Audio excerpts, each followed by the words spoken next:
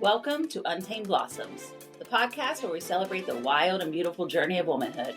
We're here to create a space where women can connect, inspire, and uplift each other. Untamed Blossoms is more than just a podcast. It's a movement. It's a gathering of strong, fierce women who are breaking free from society's expectations. Our mission is to deep dive into the stories of incredible women who have embraced their authenticity, even in the face of adversity. We believe by sharing these stories, we can inspire others to do the same. Join us as we sit down with women from all walks of life who have faced their own struggles and emerged as the most authentic versions of themselves. From entrepreneurs to artists, activists to adventurers, we'll explore their triumphs and tribulations. Together, we'll navigate the challenges of self-discovery, self-acceptance, and self-love. But Untamed Blossoms is more than just conversations. We're a community that gathers for events, immerses ourselves in the beauty of nature, and supports one another in our personal and professional growth. So whether you're seeking inspiration, looking for a supportive sisterhood, or simply want to hear incredible stories of women blazing their own trails, Untamed Blossoms is here for you. Together, let's embrace our wildness, bloom unapologetically, and rewrite the rules. Welcome to Untamed Blossoms. Welcome to Untamed Blossoms. We're grateful you're here. I'm your host, Amanda Riley. And I'm Cristi Riley. Welcome to the pod. This is ×2 recording in 1 week. 1 week. I know. That's wild. My husband was like, "You're recording again?" And I was like, "Yeah, the guest is actually just going to be there hanging out. So we're just going to knock it out today." Yeah, I think it's really helpful to have a lot of diversity in what we're talking about too. Agreed. And our last guest was very heavy on her career and what she's been doing. And I think today's a lot more of just like a conversation, a life conversation. So yeah. It'll be a good time. Although our guest is doing some pretty exciting things though. Yes, of course. We're happy to promote what she's doing for sure. Yeah. Yes. Yeah. But you know, I think it's really helpful because I think this episode is going to help a lot of people. Agreed. Today we're going to be talking to Brittany Stone, one of my best friends, and we'll be talking about coping mechanisms and some good, some bad. Yeah. Mostly though, sobriety. Yeah. So I thought before we introduce Brittany, we could talk a little bit about our own journey briefly with alcohol, and then we'll introduce Brittany and talk a little bit more about coping in general. But do you want to start off a little bit about your experience in your journey with alcohol? Yeah, I would say that early on, I was like every other 20-something that was, and I had sort of a convoluted beginning to that because I had children at such a young age. I graduated from high school, and as soon as I was on my own, I had children. So I didn't get into that heavy drinking in college. I didn't have that experience. But man, when I would get a night out, woo, it was ugly. Yeah. It was ugly. And I think I kept a social relationship with alcohol. And it wasn't until recently, and as I've gotten older, closer to menopause, that I just couldn't drink the way I used to. And so I've seen just a slow progression of just releasing it. And I met somebody and married somebody who had given up alcohol before. And so that wasn't part of his life anymore. And so I just never felt like I was slowly and less and less pulled to it, I guess. Mm-hmm. But still, even to this day, find myself wanting to drink in social situations, which I think is interesting. Yeah. Right. Even though I don't really drink, if it's around, I do still enjoy that feeling of having a little bit of a buzz. Right. Yeah. But most of us that had alcohol knows that there's a tiny little window where you feel good in alcohol, and it's tiny. Yeah. It's tiny, and it's either you're leading up to that window, or then you're just trashed. Right. Like there's that tiny little window where you feel good is what you're trying to hit. But then I'm like sitting there at dinner and I've had one glass of wine because now my tolerance is none, and I'm falling asleep because now it just makes me tired. Right. So, and it causes me to have more hot flashes, and it's such a hormone disruptor and all the things that are in your body that I've just moved away from it more and more just because the fallout from it is awful. But I definitely did things while I was drunk that I should have never done or would have never done otherwise. In my younger years, I drove myself home drunk. All the things that we don't want our kids to do, right? I check it off the box. I've done it, you know, whether that's making out with people that you wouldn't make out with, like all the things, you're Right. like, I'm just grateful in my day, and not so much for you guys' day, but there weren't cameras attached to everybody's phones. Right. And we didn't have phones that we were carrying around back in that day either. Car phones No were drunk just starting to dialing for come you. up. No drunk dialing, no videos of me acting like a fool. There's Right. not videographic evidence. It's going to live on the interweb forever for me. Yeah. So in some ways, I'm grateful. It scares me for the kids now that that's a big display of you just being unhinged, and like what that can mean for people, right? Yeah. And a lot of shame and guilt attached to that, on top of, I have struggled with the shame and guilt of things that I have done for Right. years. And there's no videographic evidence, and it's not on social media being used as a meme somewhere. Like, how many times have we seen one of those memes where somebody is clearly intoxicated and drunk and falling down? And some of them are funny, some of them are not, Right. right? Some of them have been twisted to be something that's really being made fun of them and twisting them into a negative light. And I feel bad for that person because, wow, they probably weren't even aware that they were doing all of that at the Right. time. So Yeah. I think social media is a huge concern now, but that's my story with it. I don't really drink. Occasionally, I'll choose to do something. When we were in Europe recently, I had some spritzes. That's what they do. They do spritzes over there in the afternoon, and so I wanted to experience that culturally. And I think some of that's okay for me. I've never really had a struggle with alcoholism. I think I've avoided that because of my upbringing. I had a lot of alcoholics around me in my family. So I never wanted that for myself. I was very conscientious about when I drank and how much I drank, because of that, minus those few times when I really, in my 20s, I went insane. But I was really conscientious of trying to not have that connection with alcohol that I was surrounded with when I was a child.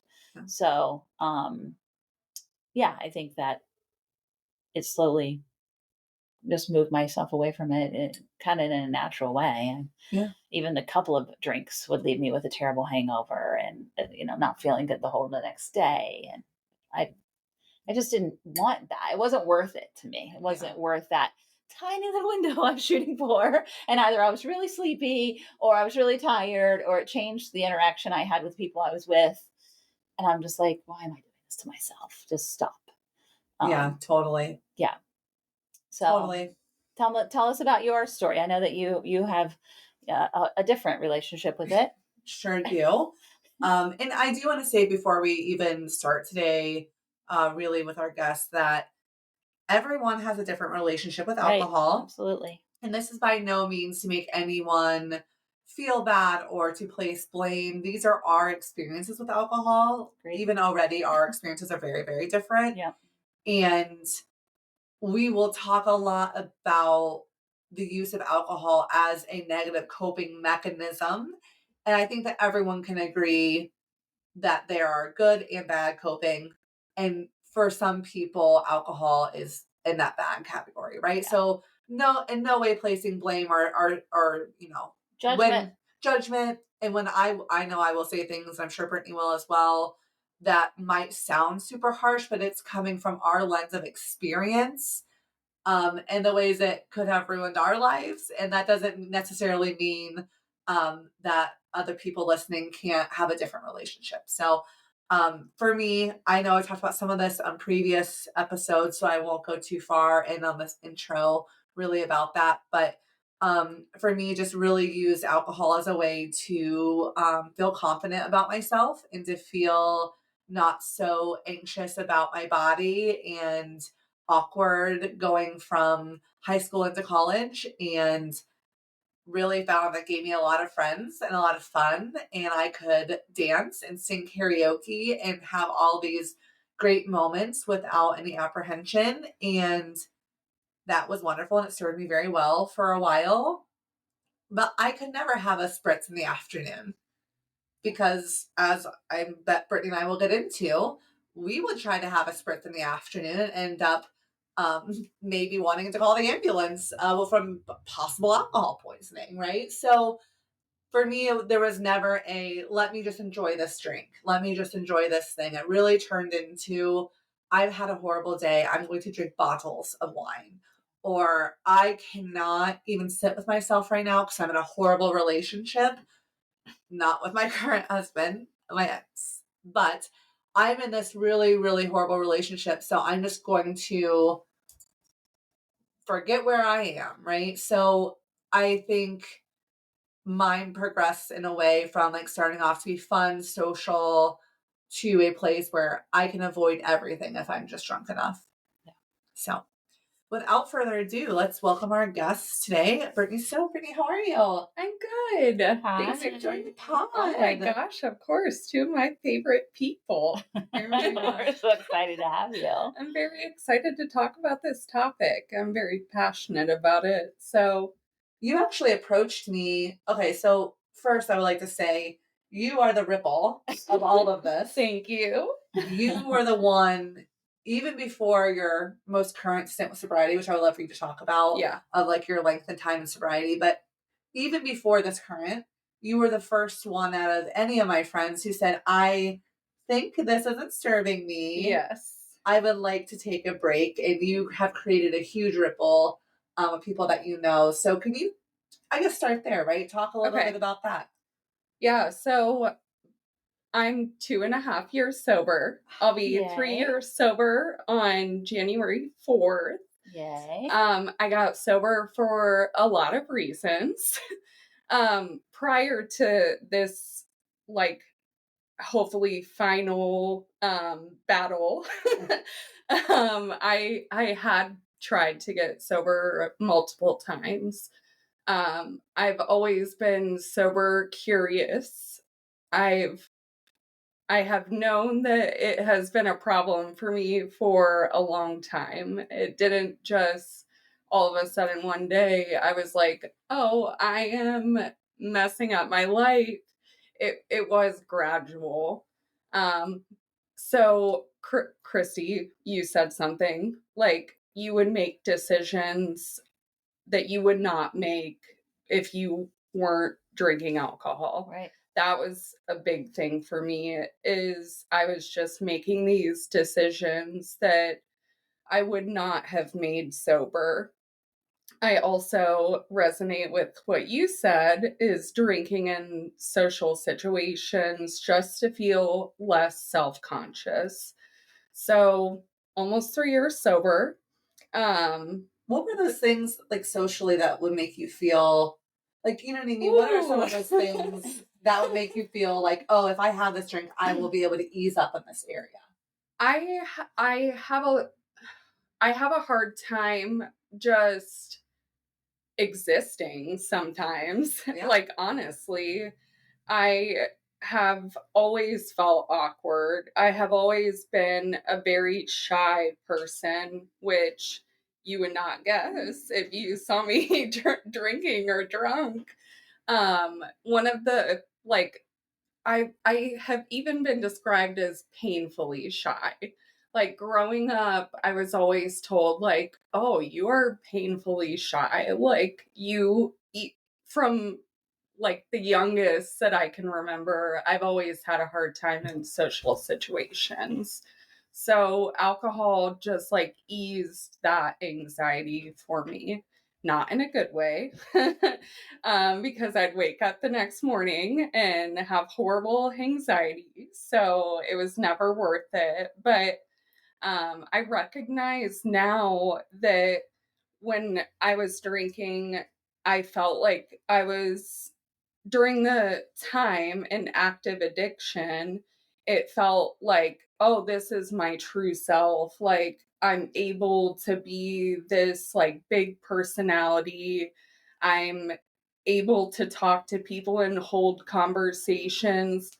That was not the case. I was not holding conversations. I was not like having thoughtful, intentional conversations.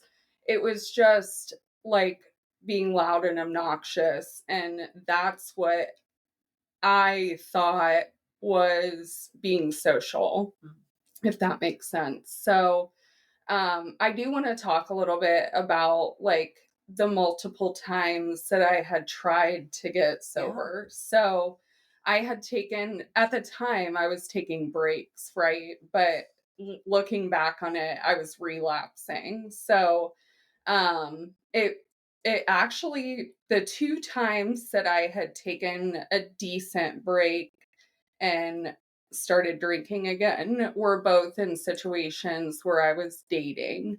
So the you are familiar with these situations, but one of the times that I had stopped drinking and I was feeling really good, I was long distance, like talking to someone, and wanted to start dating. So he was in California, he's in the wine industry. He came back and we had a first date. And for me, first dates are like a nightmare. Like I get so anxious. I don't want to sit there and talk about myself. I feel very self-conscious. So we go on this first date. I had not been drinking for a couple months at least. It might have been longer. And he ordered wine, and I was like, well, screw it. Like, I'm going to drink so that I don't feel like my body is on fire and ants are crawling all over me. And looking back on it, like, it seemed like the date went really well. That was not the case. Like, I was I was just like loosey goosey. I didn't feel like so awkward, and I thought we were like having good conversations. And that kind of lasted, that relationship, air quotes, lasted about 6 months. And it, looking back on it, it was kind of miserable because a lot of it was just drinking. It was Yeah. just drinking and like trying to maintain a connection with someone because that's what they enjoyed doing. Right. So it felt like, okay, if I don't drink, will they still be interested in me? Will, that kind of thing. And I don't know, I'm sure you've had the same experience, Cristi. I know I have. I talked to Brittany about this before, but sometimes when you think you have all these fun, great memories or connections with people, when you're drinking, you realize, man, none of that was even real. Correct. Mhm. Like Yes. that wasn't even a real deep connection we had or a thing. Like we were just getting drunk and the feeling of fun superseded knowing that you got to know somebody. You know Right. what I'm saying? Yeah. Yes. So You were just having this experience that was, and we related in our younger years to having a good time, right? Mhm. Being drunk means we had a blast right. because we were uninhibited and everybody Mhm. was.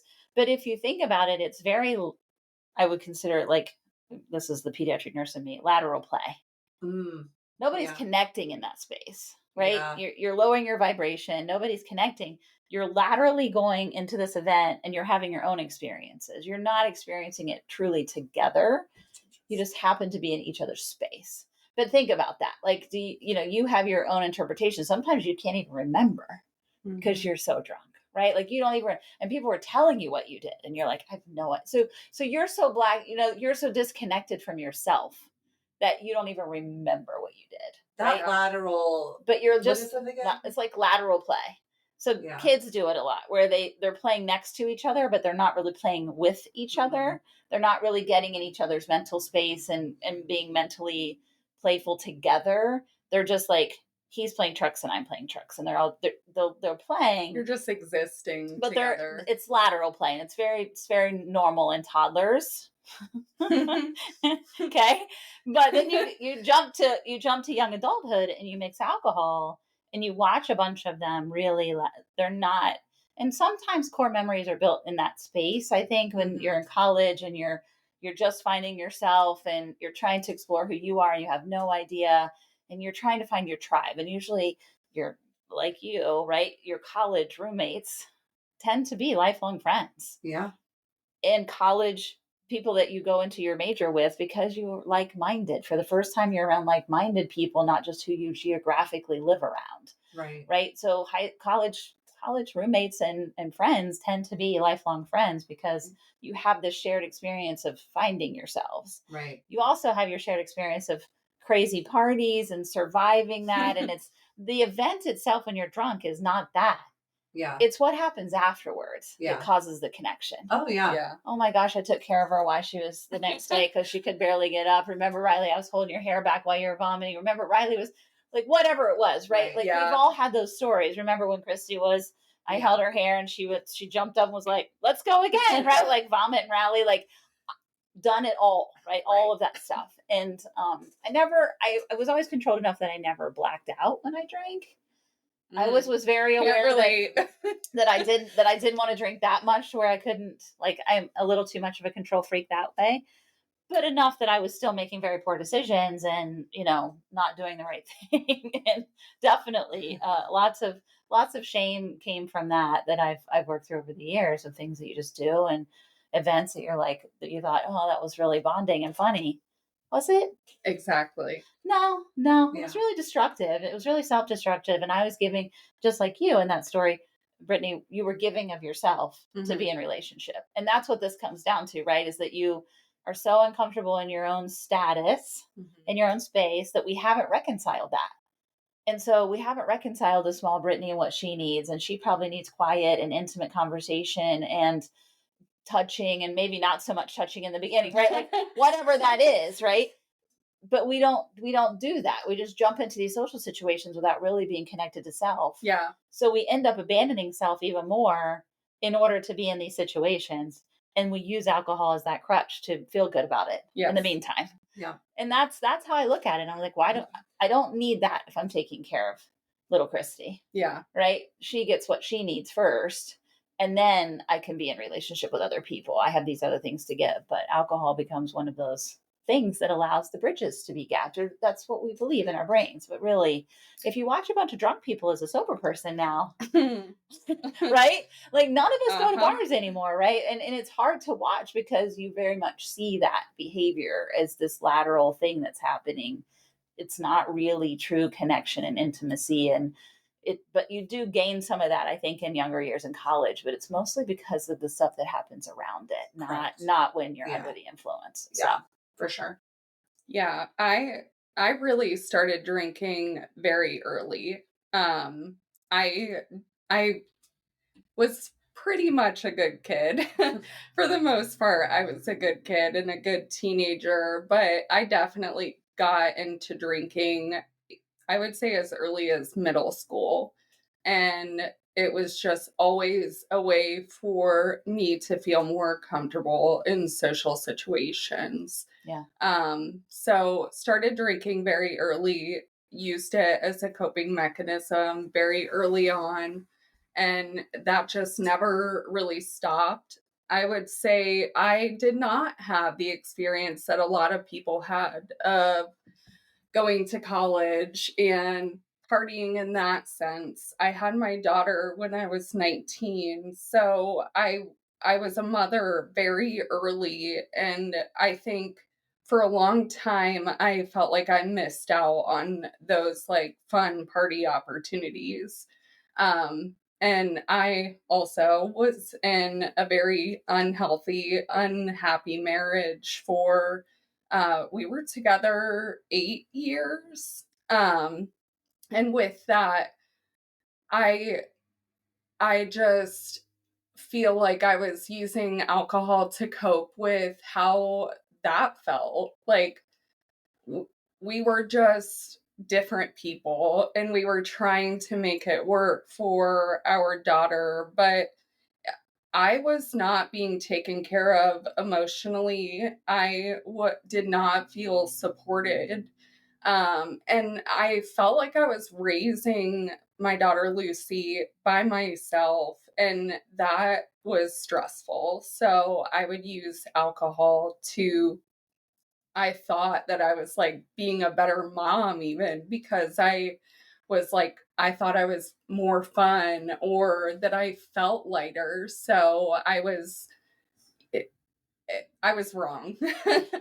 I was wrong. And, looking back, I would love to go back and change those things. But now I'm just like, okay, I have to be intentional moving forward. And I'm rebuilding and making new memories and just trying to like forgive myself for that the previous years. And you had mentioned like little Brittany, like now I'm trying to take care of my inner child. Like I don't feel like sometimes I don't feel like I had a normal childhood. I was definitely loved and I was supported, but I grew up with a bar in my basement. Like we lived with my grandma and we literally had a full bar in our basement, and a pool table and a jukebox. So it seemed like really fun, right? But I was like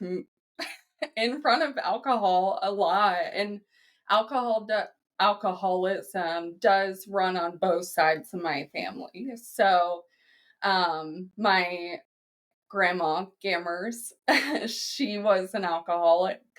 She is now sober. She's been sober for a long time. My dad, my real dad, is an alcoholic, and just growing up, that was the time that we did have to spend with him was very scary. I didn't feel safe with him growing up, and I never want to I don't want to think about like how Lucy felt in certain situations. I think about it now and I have to, and I have to live with that and forgive myself for those situations, but I don't want to be that type of parent. So, started drinking very early, didn't stop for a very long time. I like so I had had that relationship where it was very focused on alcohol. After the relationship ended, I got sober again. So stopped drinking and was doing really well, like felt really good. People were very proud of me, my mom specifically.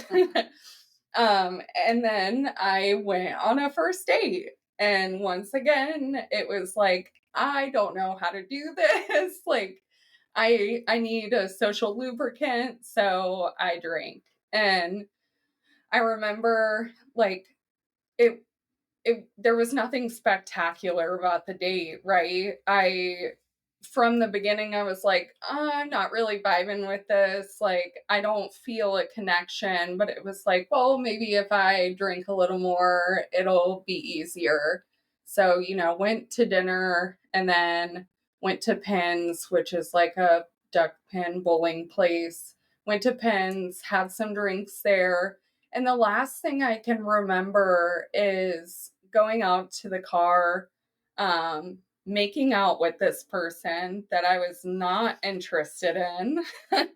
And also the fact that, driving, like that is a mistake I have made and I will think about for the rest of my life. Like, it's very scary to think about the lives that you put in danger because you were not thinking clearly or you like your risk. Yeah. It's bad. It's dangerous. You're grateful it's that scary. nothing happened. Yeah, I'm so Yeah. grateful. Not everybody gets that lucky. Yeah, exactly. Yes. I don't know how I'm here sometimes. It's very scary. So went home and then the next morning I woke up and that's when like the switch flipped for me. I remember like he followed up with me and he was like, we should have like a wine night at my house. And I immediately was like, no, I don't want to drink. Like, I'm not interested in that.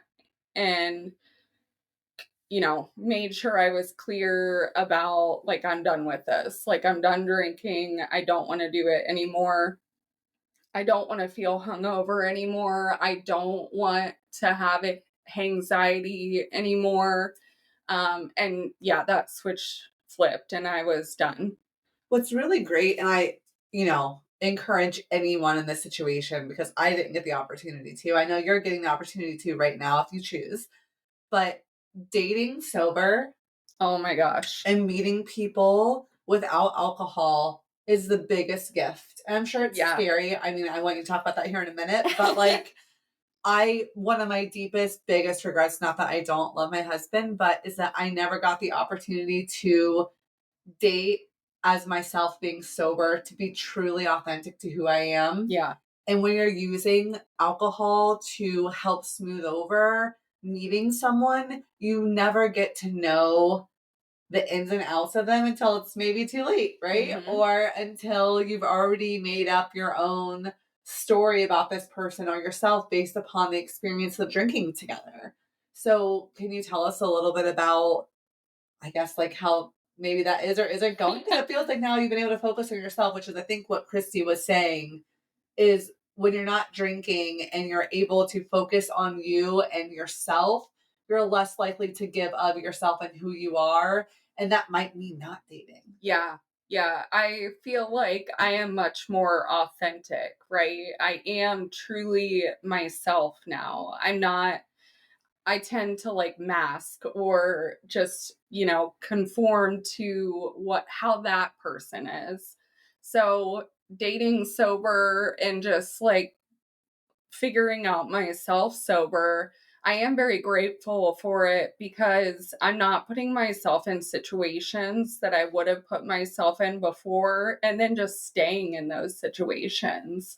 So now I can listen, am my weird, awkward self. And if someone doesn't like that, appreciate it, if they can't vibe with me the way I really am, now I'm able to recognize that, okay, then this isn't for me. Like, this isn't the right relationship. Which is what dating's all about. Yeah. You're trying people on. Yes, We're meeting each other to see if we try. Do we fit? No, I don't No. energetically fit with you already. I can tell. I'm see you. Have a Yes. great life. Like there's no, we shouldn't feel bad about that. And right? you can read people's energies Oh, for sure. when you're sober. Yeah. Like that, you're not able to see that Yeah. when you're in this cloud, right? Yeah. So I think sometimes you look at people on relationships that seem very good together and you're Yeah. like, wow, these seem like they really get each other. And oftentimes when you figure out how they met, it was either through like schooling or a club or an activity where you share an interest and passion that is not alcohol. Yeah. And I think the reason why dating is so hard and stressful in today's world is because you go to bars or you meet on Tinder and you go to a bar and that's not real. That's not real life. Those relationships that last, you meet by having this intense commonality or passion about something, and that breeds so much more. And now you're able to find someone yeah.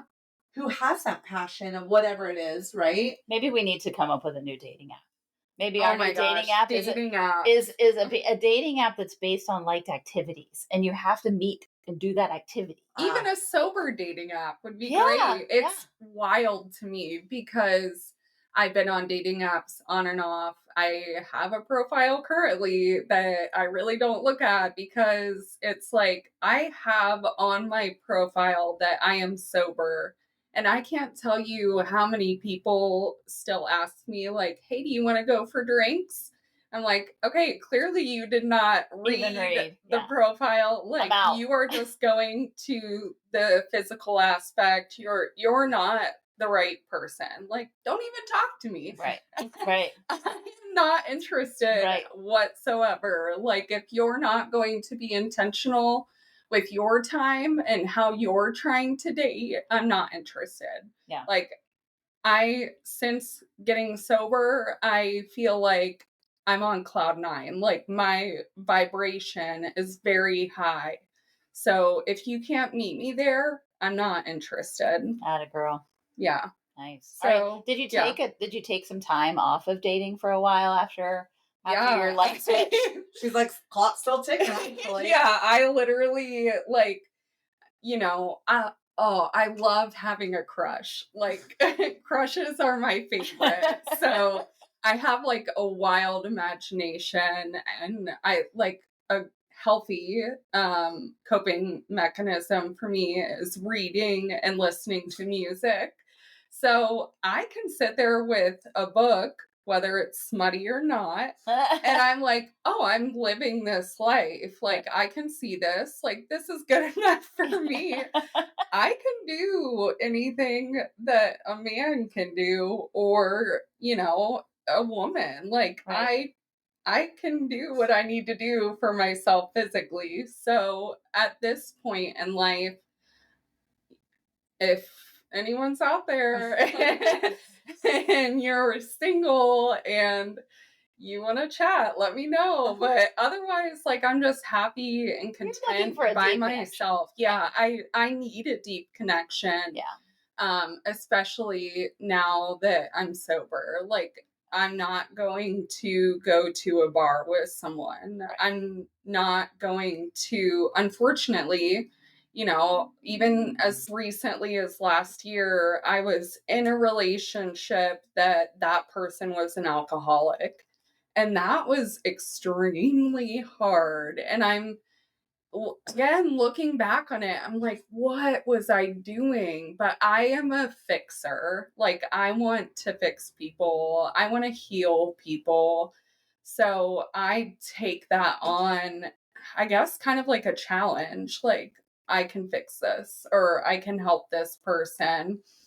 But I don't trust myself to date because I just have not figured out how to Put yourself first. Yes, exactly. Yes. I can't remember what doctor I was listening to a podcast said, if you are fixing others, you're avoiding fixing self. Yes. Right. Ugh. And that hit me like a ton of bricks. And I was like, boy, so that's it's rough. true. It's like, what do you see in that person that you're avoiding in yourself? Right. Yeah. And so instead of really nurturing yourself, it's easier to nurture others and avoid self. And that act in of itself, a lot of times, especially if you're talking about addiction, is about not wanting to face whatever it is that you needed to face to fix. Yeah. It's easier to fix others. Yeah. And it's about like throwing yourself into something else. Yeah. Right? Distraction. 100%. It's avoidance behavior, distraction. And what I find interesting is once you get sober, that doesn't stop, right? There's something called transference. And you find something else to do or fill your time with. And sometimes it's good. And we'll talk about good coping mechanisms here in a bit. But a lot of times it's fixating on something else completely that is not good, that just like to fill your time up with. And that's really hard too, because unlike drinking, you eventually get tired of yourself pretty quick. You're like, okay, what am I doing here? When you're drinking, you can still stay in that cycle for a long time. But then when you're sober, you're like, what am I doing? Why am I doing this? Like, it's easier to ask yourself those harder questions when you're capable of sitting with yourself sober. How many times did we say we were going to get together and chat? What that really meant was we're going to get together. Yep. Get some wine. Yes. Open said wine. Yep. And then we just got drunk. Yes. That leaves you no time to sit with yourself or your actual feelings. Yeah. So what did you do right after? So let's talk about, as we're talking about coping mechanisms and sobriety, I think it's important to touch on the fact that sometimes when you have a negative coping mechanism like drinking, you substitute it with what you consider what Riley is commenting about here is she replaced it with something else that was healthy, but became obsessive in that said thing, right? Is an avoidant behavior as well. Not to really sit with self and really figure out why, and all the feelings that come with it, all the shame that comes with it. When you start when you start soberly processing all of those things, there's a lot of that comes up. And I know it was that way for me too.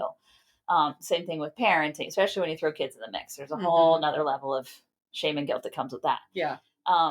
So what did you replace it with right afterwards? And was that an avoidant, healthier version, or was it a real healthy?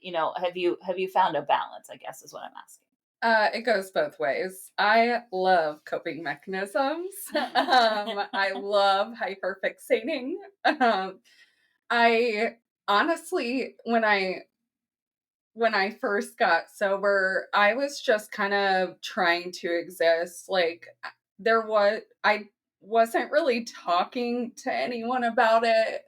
FOMO, I didn't want to miss out on certain opportunities. I didn't want people to like stop talking to me or start inviting me to things. So I was actually still putting myself in a lot of situations where the people around me were still drinking. So I don't think honestly, for a long time, I was just doing everything by myself and figuring it out. You Not were to say, suffering in silence so yes, much, yeah, right? yeah, for sure. Not to say that the people around me wouldn't have supported me. I just felt like I wasn't worth the trouble. Like I didn't want anyone to go out of their way to help me. I will say, like, my parents were very supportive, like, they were encouraging, and that helped. Of course, my best friend, like, you were very supportive, but we were still going to bars. I was still putting myself in those situations. So, honestly, at first, I did not replace it with anything. I was just trying to stay sober. If Okay, You're just gutting actually, it. if anything, food. I Mhm. have absolutely replaced alcohol with snacking and food. And I've always been an emotional eater, so I probably snacked a little more than I used to. But other than that, yeah, there wasn't really anything. I was just figuring it out. Yeah. Well, fast forward though, so you got sober um in November, January, January. January. you got sober I in got November. sober in November. So Yeah. that was 11 months, if I can math, which is hard for me, right? That's like 11-month time frame that we were trying to figure it out, I think, as friends, right? So we would do things like, if it were just you and I, we would go kayaking Yeah, or you took me hiking. on dates. I would take you on sober dates. Yes. We would go to arcades. We tried to roller skate. That's a whole nother podcast. Um, but we would do things like that. But then you unfortunately were at my mercy sometimes. And I would say, like, let's go. And it's not to place blame, it's just that I was not there yet. And I do want to share this because I think it's really, really important if you're sober, curious, to find yourself a sober friend. Yeah. Because what prompted me, I also had a stint where I stopped drinking for a while and started again, then stopped again. But Yeah. you and I went to Taco Fest downtown Columbus, Mm-hmm. and it was hot. Yes. It was June? No, it was May. It was hot, and you said, I'm going to get us tacos. I said, perfect. I'm going to get me a drink. And I sat in that grass. The lines are very, very long at Taco Fest if you've never been. I sat in that grass and I had a Cutwater, and which are very high in alcohol. And I hadn't eaten, and you were in line for a very long time. And I sat there and I drank 3 Cutwaters waiting for Brittany to get back. And I remember when she got back, remember us eating a little bit. I barely ate at that point because I was too drunk already. Yeah. We went to how many other places after that? 3 or 2. So after that, we went to that place in Dublin that's like a market, but they also have the brewery. What is that called? Crooked Can. Okay. We went to Crooked Can. And then after that, we went to Average Shows. Yeah. So I don't remember a single second of this. And this was probably 6 hours worth of time that I don't recall a single second. We got to the last bar and I ordered 3 drinks. The bartender comes back thinking one is for her. And she's like, no, I don't drink. I was so drunk. I didn't remember she was sober. I ordered 3 drinks, right? I'm saying all this to say the next morning I woke up on top of the anxiety of just like how much time I lost. I thought my best fucking friend sat next to me for 6 hours when I wasn't creating any new memories. I'm getting emotional, but, like, put her through that for what? For me to get that drunk for no reason, and I was just so shook because at that time, I didn't know how much she was suffering in silence because she never talked about it, which is partially my onus too, right? Because I didn't want to think about my own situation, so I would do sober things with her, but I wasn't sitting down saying, "How are you actually feeling about this? Like, how are you doing?" Because I knew that would bring up too much for me. Right.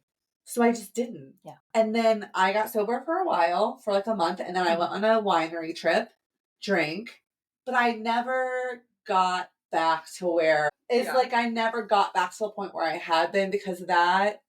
Knowing that she was sober, I think it's a different experience when you're sober, curious, and you're going out with people who are still drinking. It enables you more. Going out with someone who's sober and acting an ass, especially someone that you care about for that amount of time, really changes your perspective because you think, wow, this person wants to be with me. And I was just, who knows, a wild sprite of the woods hammered Right. with her without creating a new memory. So I think, and I know you talked about this a little bit in your last relationship, about how hard it is to think about people who don't want to be around you sober. Yeah. That's a hard thing. Can you talk Oh my about that? gosh. Yes. Like that was a big part of it is I almost feel like sometimes this is horrible, but sometimes I would encourage him drinking because I felt like he was only happy or only nice to me or like only interested in me when he was drunk. And I recognize now that that was a him problem. Like he clearly was an alcoholic. Like he needed alcohol to act or be a certain way. And I took that out on myself. Like I interpreted that as great. Like, this person has to be drunk to be interested in me. And I have a fear of abandonment. So I just dealt with it and just, Yeah. yeah, it's hard to talk about because I'd like to say, like, oh, I'll never do that again. I'll never put myself in that situation again. But it's hard. Like, healing is not linear. You just have to grow and go through life, and sobriety has like taught me a lot, but I'm still learning. I'm still figuring it out. Every day, And girl. yeah, Every day. every single day I make the choice to be sober. And it's on I don't think about it all the time, especially like through my sobriety. And now that I'm, 2.5 years sober, it's not really like a conscious thing for me. I just know I never want to drink again. I Yeah. don't have any desire. I do not want to waste any more time. As I get older, I am like, I want to have experiences and I want to remember every single experience, every single moment, even if it's painful. I've dealt with a lot over the last year. And actually, can I talk about that a little bit? Yeah. Actually, what we'll do, we're going to do a part two of Okay. today Okay. because this was an amazing conversation. I definitely think we have so much more to cover, much more about this last year and then also some more coping. So we'll catch you all next week on part two.